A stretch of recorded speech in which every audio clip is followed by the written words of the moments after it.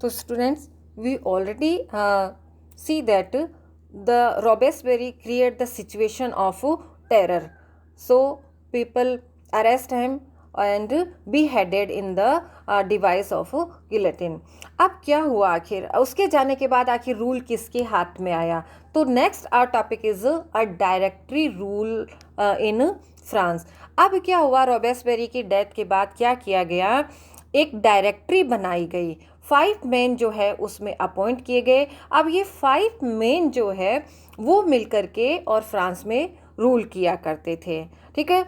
और ये जो है डायरेक्टरी बना करके और अब रूल जो है वो किया जाने लग गया. तो ये डायरेक्टरी रूल जो है वो किस तरह से हुआ था, तो अब ये डायरेक्टरी रूल जो था इसने भी कुछ काम किए. जैसे उसने सबसे पहले जैकोबिन क्लब जो था उसको बैन कर दिया और 5 मेंबर्स की जो एक जो है असेंबली बना दी और ये 5 मेंबर्स जो है वो मिलकर के ही रूल किया करते थे. एग्जीक्यूटिव बॉडी बना दी जो रूल्स रेगुलेशंस का काम करते थे.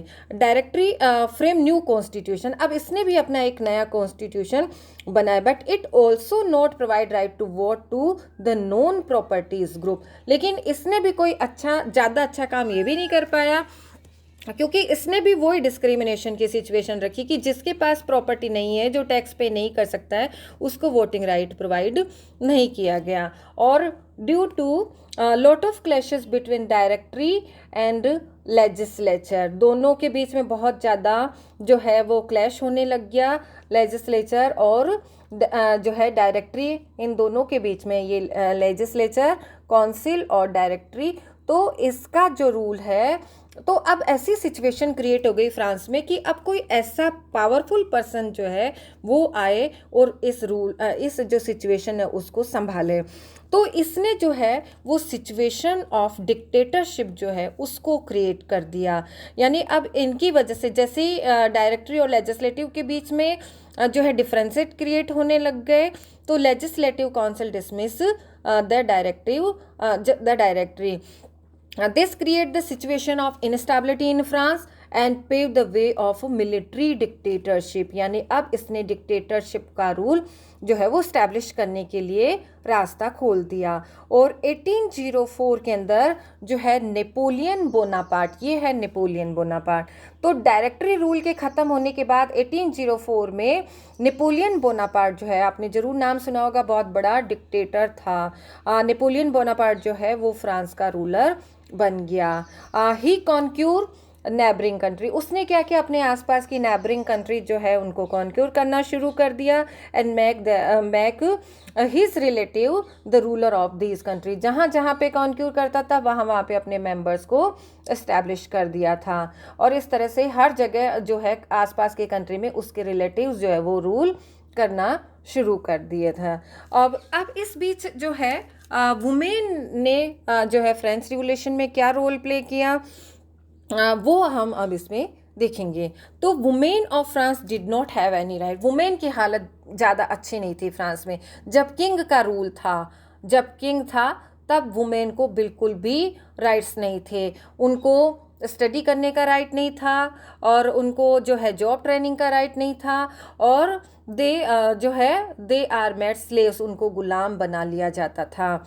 केवल वो वुमेन ही जो है वो एजुकेशन गेन किया करती थी जो नोबल फैमिली से बिलोंग करती थी. जो कॉमन वुमेन थी उनको किसी तरह के राइट्स प्रोवाइडेड नहीं थे, ठीक है. सिर्फ जो है वो कॉमन वुमेन जो है वो ज़्यादा से ज़्यादा मेड सर्वेंट का इस तरह के काम जो है वो कर सकती थी. तो अब वुमेन जो है उन्होंने भी अपनी आवाज़ उठाना शुरू कर दिया. So women also started to forming clubs and publishing newspaper. 2 women club जो है वो बहुत फेमस हुए, सोसाइटी ऑफ रिवोल्यूशनरी और रिपब्लिक वुमेन. ये 2 ऐसे वुमेन क्लब बनाए गए जिन्होंने वुमेन के राइट के लिए आवाज़ उठाई और वुमेन जो है उनको राइट्स प्रोवाइड किए गए. क्या क्या राइट्स प्रोवाइड किए गए उनको, कि गवर्नमेंट जो है उन्होंने made schooling compulsory for girls. Parents cannot force their daughter to marry. Divorce was also made legal. Both husband and wife got the right to apply for divorce. Women were given job training and they could run any business. तो इस तरह से जो है women को भी अब rights provide होना जो है वो शुरू हो गए.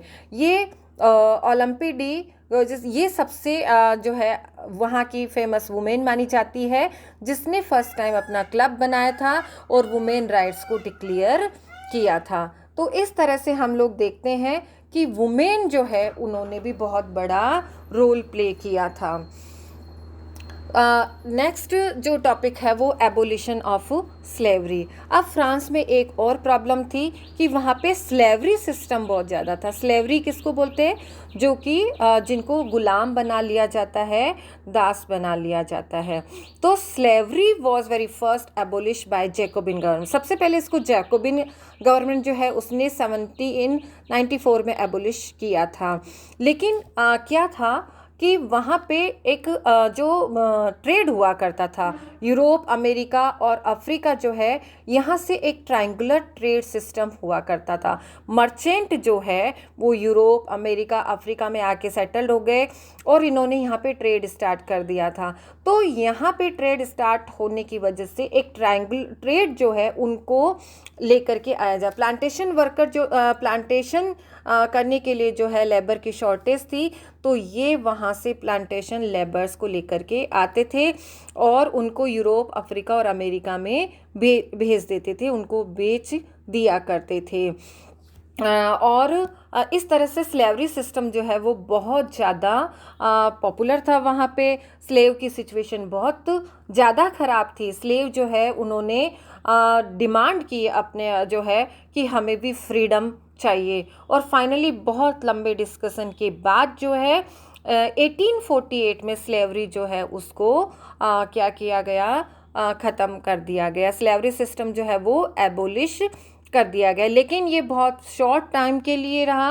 आफ्टर 10 years नेपोलियन ऑल्सो री इंट्रोड्यूस स्लेवरी. उसने फिर से जो है वो री इंट्रोड्यूस कर दिया था. तो इस तरह से स्लेवरी सिस्टम जो है वो काफ़ी पॉपुलर था, लेकिन उसको एबोलिश किया गया जिसको नेपोलियन ने री इंट्रोड्यूस कर दिया था.